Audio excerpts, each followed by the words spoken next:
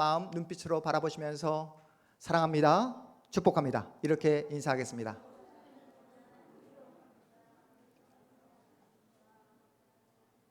네, 감사합니다. 여러분, 오늘 말씀의 제목이 어떻게 되죠? 내 인생의 최고의 히든 카드는 무엇일까? 여러분, 여러분의 인생의 최고의 히든 카드는 무엇이죠? 여러분이 가장 소중하게 여기고 정말로 내 인생의 마지막 보류, 마지막 소망, 마지막 히든 카드는 무엇입니까? 네, 뭐죠? 예수님. 네, 정말로 예수님이시기를 주님의 이름으로 축복합니다. 우리에게 프레임, 생각의 지도라는 책으로, 책의 저자로 잘 알려진 서울대 심리학과 교수인 최인철 교수님이 희망, 인생의 최고의 히든 카드라는 그런 칼럼을 쓰게 되었습니다. 희망, 인생의 최고의 히든 카드. 예전에 제가 읽었던 이 칼럼을 다시 한번 이번 주에 찾아서 읽게 되었습니다. 최인철 교수는 미국 존스 홉킨스 대학에서 진행된 실험 하나를 우리에게 소개를 하는데요. 1957년도에 미국 존스 홉킨스 대학에서 조금은 잔인한 실험 하나를 진행했다고 합니다.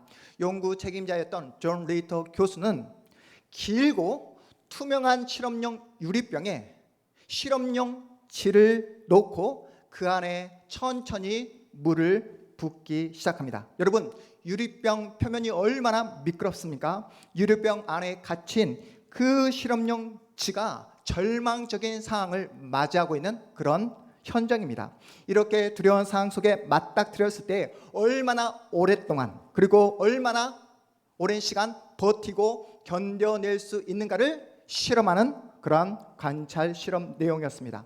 여러 마리 쥐를 실험을 한 결과 놀랍게도 어떤 쥐는 60시간, 몇 시간이요?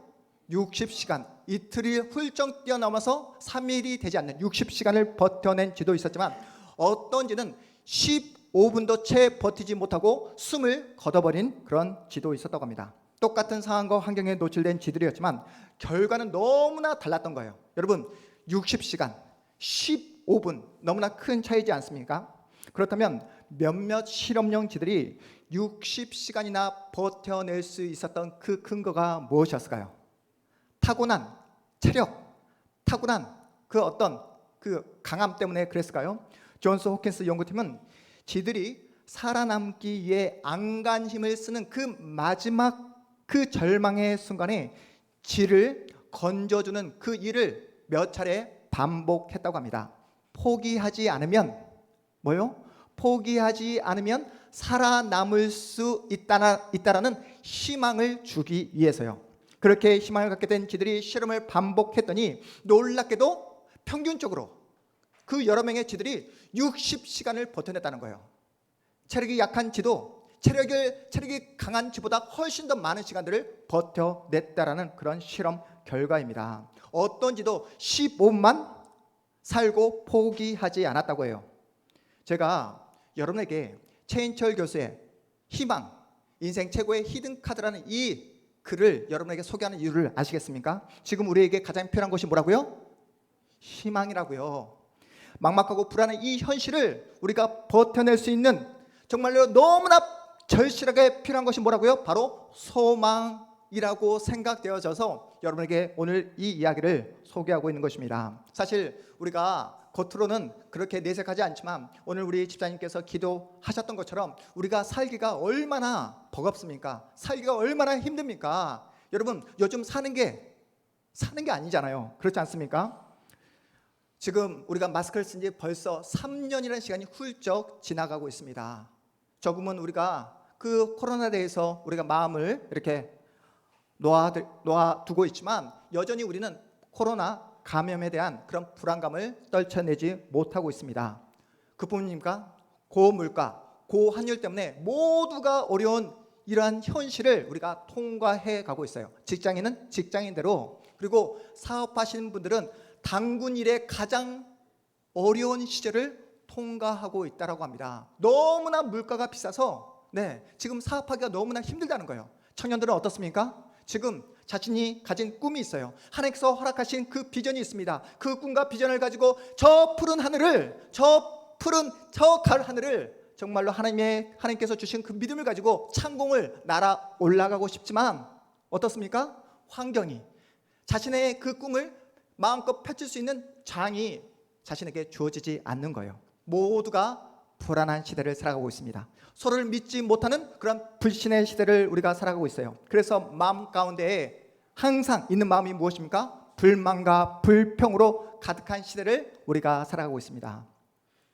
무조건적인 그 모든 지지와 격려를 받아야 될 그 가정에서조차 이제 대화가 사라지고 말았어요. 웃음이 사라지고 말았습니다. 불안과 불신, 그리고 불만이 가득한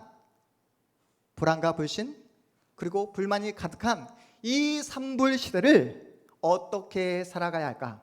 우리 동탄 한마음교회는 이러한 시대 앞에서 어떤 모습을 보여야 되는 것일까? 라는 질문을 가지고 이번 한 주 내내 기도를 하는데 하나님께서 이러한 소망을 저에게 주시는 거예요. 지금은 작고 연약한 우리 동탄 한마음교회 공동체이지만 예수를 사랑하는 우리 성도들이 정말로 진심으로 예수의 마음으로 서로를 격려하고 사랑한다면 우리 공동체 가운데 놀라운 기적이 나타나지 않을까?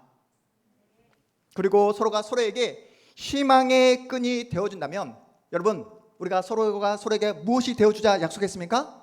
선물이 되어주자 약속했잖아요. 선물이 되어주고 희망이 끈이 되어주어서 누군가에게 살아갈 소망을 이 자리에서 여러분을 통해서 전파될 수 있다라고 한다면 하나님께서 진정 우리를 통해서 원하시는 생명의 공동체, 진실한 공동체를 우리가 함께 예수의 이름으로 세워갈 수 있지 않을까라는 그런 소망을 이번 주 내내 기도하며 꿈꿔보게 되었습니다. 여러분, 성경의 첫 번째 책이 어떤 책이죠? 성경의 첫 번째 책? 네, 저는 여러분에게 절대로 어려운 질문 하지 않습니다. 여러분 그냥 생각나는 대로 답하시면 그것이 답입니다. 창세기예요. 창세기 1장 1절. 오늘 우리 대표 기도하신 우리 문영임 목사님께서 어떻게 알고 오늘 말씀을 이미 예언자처럼 기도를 통해서 말씀하셨는데, 우리 창세기 1장 1절 함께 읽어볼까요? 시작. 태초에 하나님이 천지를 창조하시니라. 하나님은 천지를 창조하시면서 하늘과 땅 온 우주 만물을 창조하시면서 감탄사를 연발하십니다.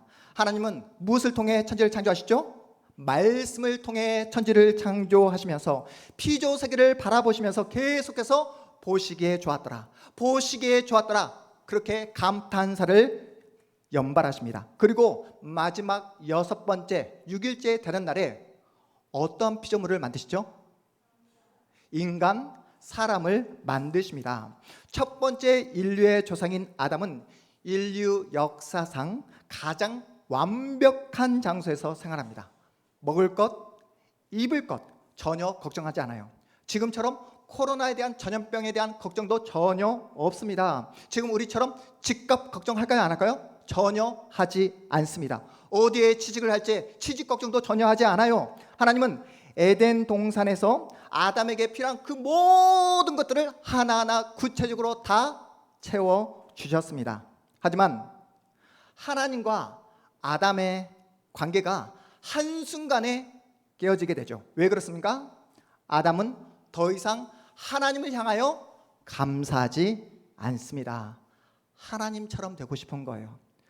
아담인 이 피조물이 하나님처럼 되고 싶을 때 피조물이기를 거부한 순간 죄가 아담의 마음속에 들어오게 되었습니다. 죄가 들어오자 거룩하신 하나님은 더 이상 죄가 있는 아담과 화목할 수 없게 되었어요.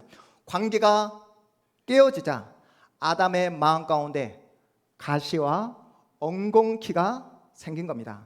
그 가시와 엉겅퀴가 어떠한 양상으로 나타나냐면 모든 책임을 내가 아닌 옆에 있는 사람에게 다 떠넘겨 버리는 그런 모습으로 나타납니다. 그 가시와 엉겅퀴가 불안과 불신 그리고 불만으로 표출되고 말았던 거예요. 오늘날 우리 한국 사회가 희망이 사라져버리고 이토록 갈라지고 서로를 물어뜯고 비난이 난무하는 이유가 무엇입니까? 하나님과의 관계가 깨어졌기 때문에 그렇다는 거예요. 영적으로 죽어 있다는 증거입니다. 여러분, 아담이 하나님과의 관계가 좋았을 때 자신의 아내를 향해 뭐라고 했는지 아십니까? 이는 내 뼈 중에 뼈요, 살 중에 살이라고 아내를 지켜 세우고 아내를 사랑했습니다. 그런데 금단의 열매인 선악과를 따먹고 하나님과의 관계가 깨어지자 아내를 사랑하는 그 마음은 온데간데 다 사라져버리고 이제 모든 잘못을 누구에게? 아내인 하와에게 다 떠넘겨버리는 그런 모습을 우리에게 보이고 있습니다. 우리 창세기 3장 12절 말씀, 그래서 함께 읽어보도록 하겠습니다. 함께 읽습니다. 시작. 아담이 이르되 하나님이 주셔서 나와 함께 있게 하신 여자 그가 그 나무 열매를 내게 주므로 내가 먹었나이다. 여러분 보이십니까? 아담의 무책임하고 못난 모습 보이십니까? 심지어 아내를 주신 하나님에게까지 책임을 떠넘겨버리는 아담의 모습이에요. 제가 언제 이 여자를 하나님께 부탁했습니까? 달라고 했습니까? 하나님이 주시지 않았습니까? 제가 무슨 잘못을 했다고 저에게 책임을 추궁하십니까? 이렇게 하나님 앞에서 하나님에게까지 모든 책임을 떠넘겨버리는 아담의 모습입니다. 여러분, 인간의 불행은 언제 시작될까요? 인간의 불행은 바로 하나님을 떠나게 되면 인간의 불행은 시작됩니다. 하나님을 떠나게 되면 인간은 항상 불안해질 수밖에 없어요. 자기가 누구인지 모르게 됩니다. 어떻게 살아야 될지, 어떤 길로 가야 할지 갈피를 잡지 못하게 돼요. 마음속에 있는 그 불안을 해소하기 위해 눈에 보이는 것에 목숨을 겁니다. 소비에 모든 그런 마음의 허기, 마음의 공허함을 그것으로 채우려고 한다는 거예요. 마음이 항상 공허합니다. 양손에 그 무언가를 가득 쥐고 있어도 마음의 허기를 달랠 길이 없습니다. 바둥바둥 살아도 15분밖에 살지 못하는 앞서 말씀드린 실험용 그 생쥐꼴에 불과합니다. 하나님을 떠난 인간은 항상 어떤 존재다? 불안해질 수밖에 없는 존재라는 거예요. 결국 인간은 실존의 그 안에 있는 그 불안감을 해소하기 위해 스스로 우상을 만듭니다. 본인이 만들어낸 그 돈, 학벌, 권력, 명예, 인기에 신적 권위를 부여합니다. 그리고 본인이 만든 그 우상 앞에 머리를 조아리며 스스로 노예가 되기를 자처합니다. 이것이 바로 하나님을 떠난 인간의 실존입니다. 성경은 이런 인간의 모습을 뭐라고 표현합니까? 영적으로 죽었다. 영적으로 죽었다라고 표현합니다. 요한복음은 태초에 말씀이 계시니라 이렇게 시작합니다. 태초에라는 이 말씀을 듣는 순간 어떤 말씀이 여러분 머릿속에 떠오르게 되죠? 바로 창세기 1장 1절 말씀이 머릿속에 떠오르게 되었을 거예요. 1장 1절 태초에 하나님이 천지를 창조하시니라. 창세기의 주어는 누구십니까? 바로 하나님이세요. 하나님은 말씀으로 세상을 창조하셨고 말씀을 통해 이 세상에 자신의 존재를 드러내셨습니다. 요한복음은 그 말씀이 누구라고 정확하게 우리에게 소개하고 있습니까? 그 말씀이 바로 예수님이라고 밝히고 있습니다. 예수님의 말씀은 바로 누구의 말씀이고? 하나님의 말씀이고, 예수님의 행동은 누구의 행동이라고? 하나님의 행동이라고, 예수님이 곧 하나님이라고 우리에게 밝히고 있어요. 요한복음 그래서 1장 1절 우리 성경을 통해서 함께 읽어보도록 하겠습니다. 요한복음 1장 1절 함께 있습니다. 시작. 태초에 말씀이 계시니라. 이 말씀이 하나님과 함께 계셨으니 이 말씀은 곧 하나님이시니라. 아멘. 여러분, 말씀이신 예수님은 시간적으로 언제 존재하셨다고요? 시간적으로.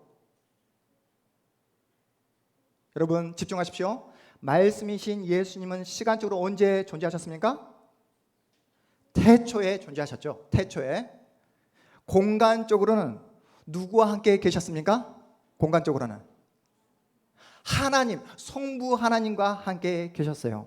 말씀이신 예수님이 창조자라고 성경은 우리에게 소개하고 있습니다. 태초에 성부 하나님과 함께 이 세상 모든 만물을 창조하셨다라고 밝히고 있습니다. 그렇다면 예수님이 이 땅에 말씀으로 성육신 하신 이유가 무엇일까요? 우리 본문 4절 5절 말씀 우리 다시 한번 읽어보겠습니다. 4절 5절 시작. 그 안에 생명이 있었으니 이 생명은 사람들의 빛이라. 빛이 어둠에 빛이 돼 어둠이 깨닫지 못하더라. 아멘. 예수님이 이 땅에 오신 이유가 뭐라고요? 하나님을 떠나 영원한 불안과 영적인 죽음의 상태에 놓인 우리를 구원하기 위해서, 우리를 살리기 위해서, 우리 인간에게 참된 생명을 주기 위해 이 땅에 오셨다라고 말씀하고 있습니다. 우리에게 참된 소망을 주시기에 우리 인생의 최고의 히든 카드로 이 땅에 오셨다라고 말씀하고 있는 거예요. 여러분이 더 잘 아시잖아요. 날마다 말씀을 먹지 않으면 어떻게 됩니까? 참된 생명을 누릴 수 없습니다. 날마다 말씀을 공부받지 못하면 그건 우리가 숨을 쉬어도 사는 게 아니라는 거예요. 말씀이 없는 상태, 예수가 없는 상태가 바로 빛이 없는 어둠의 상태이고 죽음의 상태라고 우리에게 말씀하고 있습니다.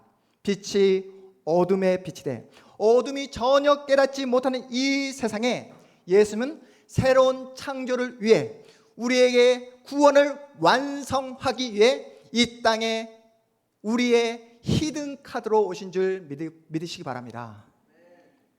여러분, 우리가 누구입니까? 바로 이 땅에 우리를 구원하기 위해 오신 예수를 믿는 예수의 사람이며 예수를 믿는 신자입니다. 예수는 오늘도 변함없이 우리에게 생명의 말씀을 공급해 주고 계세요. 그 말씀을 공급받고 있는 이 자리에 앉아있는 여러분만이 생명이 무엇인지, 거룩이 무엇인지, 진리가 무엇인지, 정말로 생명의 가치가 무엇인지 알고 있는 유일한 예수의 사람인 줄 믿으시기 바랍니다. 우리만이 빛의 자녀라는 거예요. 따라서 우리만이 이 어두운 이 땅을 빛으로 밝힐 수 있는 유일한 예수의 사람이라고 말씀하고 계십니다. 예수의 말씀이 하나님의 말씀이고 예수님의 행동 하나하나가 하나님의 행동이라고 한다면, 여러분, 이 땅에 우리를 위해 오시고 우리를 빛으로 부르신 예수께서 여러분을 이 세상 가운데 존재케 하게 하신, 빛으로 살게 하신 이유가 무엇일까요? 바로 예수를 설명하라고요. 예수님의 말씀이 하나님의 말씀이고 예수님의 행동이 하나님의 행동인 것처럼 빛으로 부름받은 여러분이야말로 유일하게 예수를 이 땅 가운데 증명하며 설명할 수 있는 유일한 사람이라고 성경이 우리에게 말씀하고 있습니다. 여러분이 잘 알고 있는 사도 바울, 자신의 전 생애를 통해서 누구를 설명했을까요? 자신의 전 인생을 통해서 누구를 증명했을까요? 자기 자신을 증명한 것이 아니라 자신을 불러주신 예수를 설명하고 예수를 증명하는데 자신의 온 인생을 올인한 사람입니다. 자신의 삶 가운데 힘듦이 있고 고난이 있고 아픔이 있고 눈물이 있었지만 사도 바울은 이제는 더 이상 도망가지 않습니다. 피하지 않습니다. 오히려 그 모든 상황을 통해서 누구를? 예수를 증명하고 예수를 설명하는데 자신의 인생을 사용합니다. 믿음이 생기자 더 이상 세상에 목을 매지 않는 거예요. 돈에, 사람의 인기에, 명예에, 권력에 더 이상 자신의 인생을 소비하지 않습니다. 죽음도 두려워하지 않게 되었어요. 현실을 훌쩍 뛰어넘는 그 믿음이 자신의 마음 가운데 들어오게 되자 자신에게 덮친 그 모든 상황과 환경과 그 아픔과 눈물을 통해서 오직 예수를 설명하는 것으로 자신의 인생을 사용합니다. 바울에게 여러분 무엇이 있었는지 다 알고 계시잖아요. 바울의 육체에 무엇이 있었죠? 가시가 있었죠. 가시가. 그 가시가 정확하게 무엇인지 우리는 알 수 없지만 그 가시가 얼마나 바울의 그 몸과 마음을 아프게 했던지 바울이 그 가시를 어떻게 표현합니까? 사단의 가시라고 표현하잖아요. 그 사단의 가시를 자신의 육체의 몸에서 빼어달라고 하나님께 간절하게 몇 번 기도했죠? 몇 번? 3번 간절히 기도했을 때 하나님은 바울의 그 간절한 기도에 응답해 주십니까? 응답해 주시지 않습니다. 어떻게 하나님께서 말씀하고 계십니까? 하나님은 바울이 너무 자만하지 않게 하려고, 교만하지 않게 하려고 육체의 가시를 바울에게 주셨다라고 말씀하고 있어요. 자기를 의지하고 내 자신을 의지하지 말고 죽은 자를 다시 살려주시는 그 생명 되시는 하나님을 의지하라고 가시를 주셨다라고 설명하고 있습니다. 그런데 놀라운 사실은 그 고통스러운 가시가 일을 한다는 거예요. 바울에게 살 소망을 끊어지게 하는 그 모든 사항들이 내 은혜가 내게 족하도다, 내 은혜가 내게 족하도다 라는 그 믿음의 자리로 이 가시가 바울을 이 놀라운 영광의 자리로 인도하고 있습니다. 여러분 아시잖아요? 우리는 우리 자신을 지켜낼 만큼 믿음의 실력이, 믿음의 능력이 우리 안에 있지 않습니다. 인류의 조상 아담, 가장 완벽한 장소에서 하나님을 대적하며 죄에 넘어지고 말았던 것을 여러분이 기억하실 것입니다. 하나님처럼 되고 싶은 욕망을 절제하지 못하고 그만 금단의 열매인 선악과를 따먹고 말았잖아요. 여러분, 놀라운 은혜, 놀라운 하나님의 능력을 경험하게 되면 사람은 더욱더 겸손해질까요? 여러분 어떻게 생각하십니까? 내가 하나님으로부터 놀라운 은혜, 은사, 기적, 놀라운 능력을 경험하면 경험할수록 사람은 하나님 앞에 납작 엎드려서 하나님을 바라보고 의지하며 신뢰하며 나가는 것이 아니라 그 은사, 그 능력을 가지고 누구를 뽐낸다? 자기 자신을 뽐내기 마련입니다. 이것이 바로 인간의 본성입니다. 조금이라도 남보다 내가 잘났다, 남보다 우월한 면이 있으면 자신을 뽐내는 데에 혈안이 된 그런 존재가 바로 인간이라는 거예요. 바울처럼 하나님의 그 놀라운 은혜와 능력을 받으면 받을수록 교만한 자리에, 그리고 너무나 사람들 앞에서 자신을 높이는 그 자리로 빠져들 수 있는 그런 위험성이 크다는 것입니다. 설령 날마다 자신 안에 있는 그 능력, 은사를 가지고 하나님의 영광을 위해 사용하겠다라고 하면서 날마다 십자가를 붙잡고 날마다 자신의 정과 욕심을 십자가에 못 박는다 할지라도 옆에 있는 주변 사람들이 그 은사 있는 사람을 가만히 내버려 두지 않습니다. 어떤 자리로 올라가라고? 하나님 자리로 올라가라고, 자신을 높이라고 그렇게 옆에서 부추깁니다. 그래서 그토록 영성이 뛰어났던 그 한때 영성으로 정말 이름을 날렸던 많은 목사님들이 인생 말년에 그렇게 넘어지는 이유가 바로 여기에 있는 것입니다.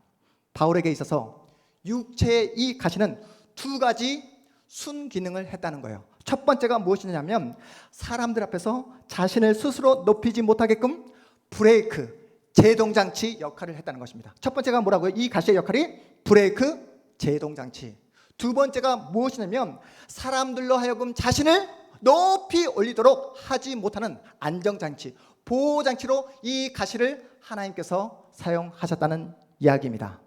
바울을 볼품없는 사람으로 만들고 바울을 힘들게 했던 이 고통스러운 가시가 바울로 하여금 하나님을 더욱더 의지하는 자리로, 하나님을 더욱더 신뢰하는 자리로 나아가게끔 했다는 것입니다. 육체의 가시로 인해 바울은 하나님 앞에서 엎드릴 수 있었고 하나님만 의지할 수 있었으며 겸손한 하나님의 사람으로 사용될 수 있었습니다. 하나님이 주신 그 놀라운 은혜, 놀라운 능력을 이 가시를 통해서 안전하게 사용할 수 있었다는 거예요. 우리 세승이만 아멘하고, 네. 여러분, 우리도 바울과 동일한 가시는 아니지만 여러분 안에도 가시가 있지 않습니까? 어려움이 있지 않습니까? 눈물이 있지 않습니까? 그렇죠. 그 가시가 여러분에게 있어서 경제적인 문제일 수 있고 자녀의 문제일 수 있고 가정의 문제일 수 있고 또 우리 청년들에게는 취업의 문제, 진로의 문제일 수 있고 학업의 문제일 수 있지만 이 가시가 어떻게 해요? 여러분의 삶 가운데, 인생 가운데 안정장치, 제어장치, 브레이크 역할을 한다는 사실이에요. 여러분 아시잖아요. 우리는 틈만 나면 어떤 자리? 하나님의 자리를 넘보는 그러한 연약한 존재가 바로 우리입니다. 나를 내세우고 나를 자랑하고 싶은 욕망이 내 안에서 날마다 꿈틀거리고 있어요. 내가 누군지 알아? 내가 누군지 알아? 이런 말을 상대방에게 정말 온 없이 하고 싶은 그러한 본성, 그러한 그 안에 있는 그 교만과 자만이 가득한 그런 존재가 바로 인간입니다. 그 교만을 꾹 눌러주는 게 뭐라고요? 하나님께서 여러분에게 허락하신 가시라고요. 가시. 여러분, 그래서 너무 잘나지 않은 것에 열등감 갖지 마시고 이제는 감사하시기 바랍니다. 너무 많은 그 지식, 너무 많은 가방끈, 긴 가방끈, 그리고 남들이 갖지 못한 그 부를 여러분 부러워하지 마시고 그 부를 갖지 못한 것에 대해서 감사하시기 바랍니다. 왜 아멘 안 하시죠? 제가 여러분 온빈처럼 잘생겼다고 생각해 보십시오. 우리 문영 입사님 굉장히 비웃는데, 네, 여러분 제가 온빈처럼 잘생겼다면 제가 어떤 인생을 살게 되었을까요? 은혜를 받으면 받을수록, 은사를 받으면 받을수록, 능력을 받으면 받을수록 무엇이 중요하다? 가시가 중요하다는 것입니다. 바울과 극명하게 대조되는 구약의 한 인물을 여러분에게 소개하고자 합니다. 그 인물은 바로 히스기야 왕입니다. 그는 하나님의 은혜와 놀라운 기적을 경험한, 온몸으로 경험한 그런 왕이었어요. 히스기야 왕은 어느 날 갑작스럽게 치명적인 병에 걸리게 됩니다. 침상에 일어날 힘도 없을 만큼 침상에 누워서 눈물을 흘리며 하나님께 간절히 기도하는 거예요. 하나님, 한 번만 더 저에게 기회를 주십시오. 저의 생명을 연장시켜 주십시오 라고 간절히 기도했더니 하나님은 그 히스기야 왕의 기도에 응답해 주십니까? 응답해 주세요? 응답해 주십니까? 응답해 주시지 않습니까? 응답해 주십니다. 그것도 1년도 아니고 몇 년 동안? 15년이라는 긴 인생의 시간을 하나님은 히스기야에게 덤으로 허락해 주십니다. 여러분, 그래서 여러분 기도할 때 이렇게 기도하잖아요. 하나님, 히스기야 왕에게 주신 그 은혜, 그 은총을 저에게도 허락해 주십시오라고 간절히 기도할 때 얼마나 많습니까? 그런데 여러분, 히스기야 왕이 어떠한 인생의 결말을 맺게 되는지 여러분 아십니까? 히스기야 왕은 하나님으로부터 이렇게 놀라운 은혜, 은총을 받았음에도 불구하고 이제 병이 낫자 금세 잊어버리게 됩니다. 하나님 한 번만 살려주시면, 저에게 생명을 허락해 주시면 이제 남은 인생 오직 하나님의 영광을 위해 살아가겠습니다. 이제 남은 인생 하나님의 백성들을 섬기며 그 백성들을 사랑하며 살아가겠습니다 라고 찰석같이 약속했던 이 히스기야 왕, 병이 난차 그 치명적인 그 병으로부터 회복되자 그 모든 것을 다 잊어버리고 하나님 앞에 했던 모든 결심과 약속들을 헌신짝처럼 다 내던져버렸던 그런 왕이었습니다. 그는 건강이 좋아지자 다시 눈에 보여지는 재물과 눈에 보여지는 그 권력을 붙잡기 위해 목을 맵니다.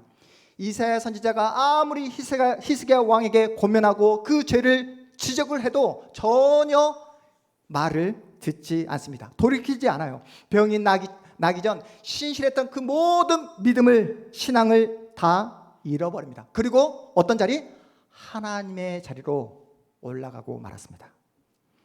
자신 안에 있던 그 가시가 제거되자 히스기야 왕은 어떻게 되었다고요? 변질되고 말았습니다. 자신을 제어하는 장치가 사라지자 이제는 하나님께서 연장시켜 주신 그 생명의 시간들을 가지고 눈에 보이는 것들을 붙잡기 위해 죄를 짓는데 모든 시간들을 다 사용해 버립니다. 인생이 망가지고 말았어요. 그런 히스기야 인생을 바로 옆에서 누가 바라봅니까?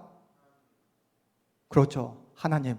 네, 하나님도 바라보지만 히스기야 왕을 바로 옆에서 바라보았던 사람이 누구냐면 바로 히스기야 왕의 아들 므낫세가 옆에서 그 아버지의 모습을 하나하나 다 바라보고 그대로 답습합니다.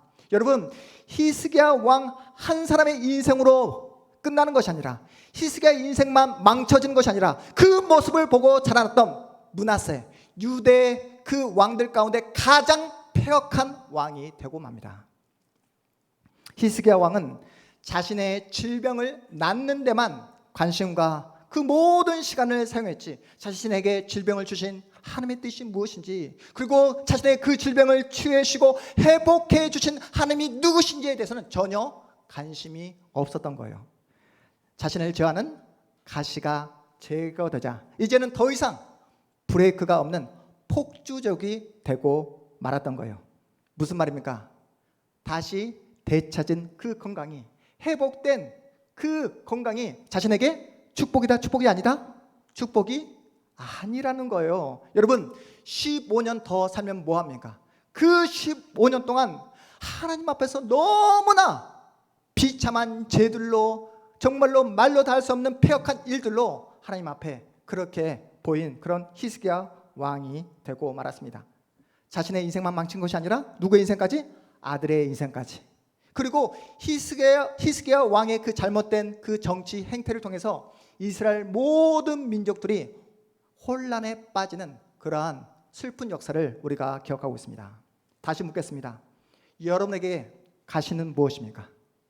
여러분이 정말로 힘들어하는 내 몸에서 이 가시가 뽑혀 나가기를 바라는 그 가시는 무엇입니까? 여러분을 힘들게 하는 그것은 무엇입니까?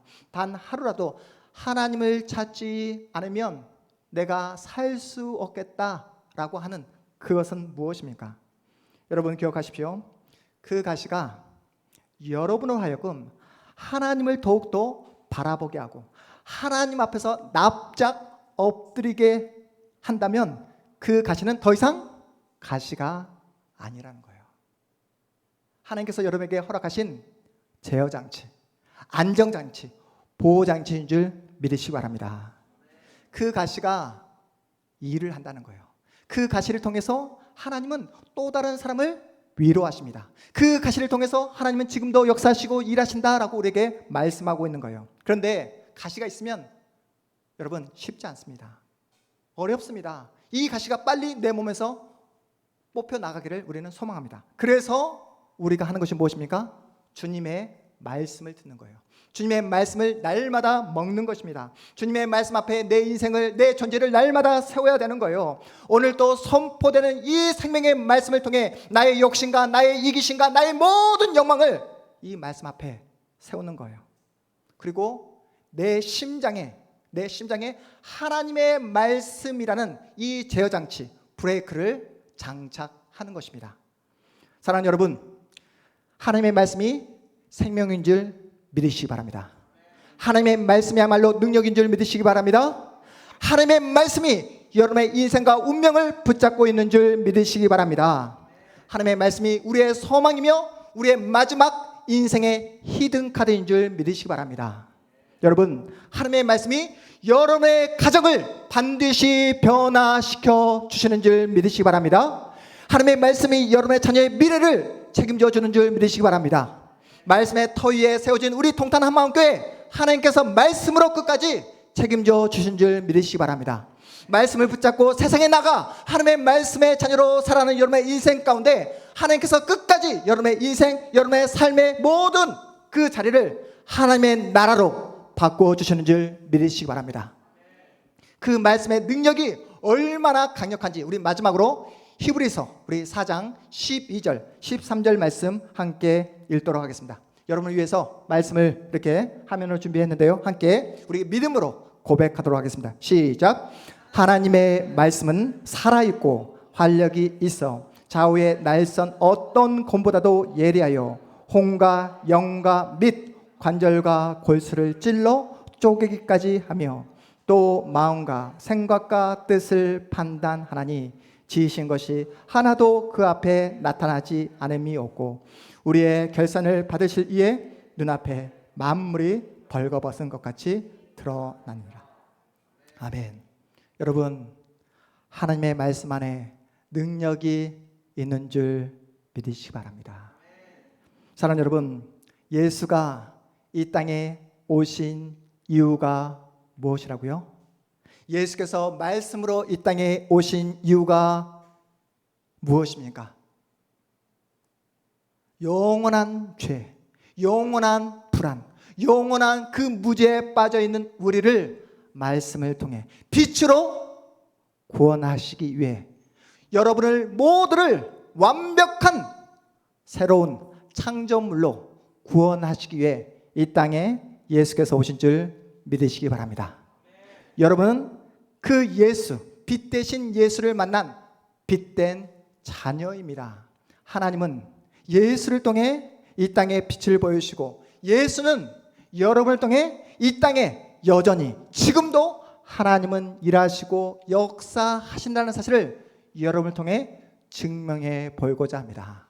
여러분은 삶의 자리에 여러분은 어떤 사람으로? 예수를 증명하는 사람으로, 예수를 설명하는 사람으로 여러분의 삶의 자리에 하나님께서, 예수께서 여러분을 보내신 줄 믿고 여러분이 서 있는 삶의 현장에 모든 어둠이 사라지기를 예수의 이름으로 축복합니다. 여러분의 삶의 현장에 모든 악한 영들이 다 예수의 이름으로 떠나가기를 주님의 이름으로 축복합니다. 여러분의 삶의 현장에 모든 눈물, 아픔이 다시 한번 예수의 이름으로 일을 하고 예수가 높여지고 예수의 능력이 나타나는 그러한 삶의 현장으로 변화되는 놀라운 역사가 여러분을 통해서 이번 주에도 어김없이 나타나는, 그래서 여러분의 삶을 통해 예수가 설명되어지고 예수의 영광이 드러나는 여러분의 삶의 현장, 여러분의 모든 삶의 모습들이 되기를 주님의 이름으로 축복합니다. 우리 모두 자리에서 일어나겠습니다.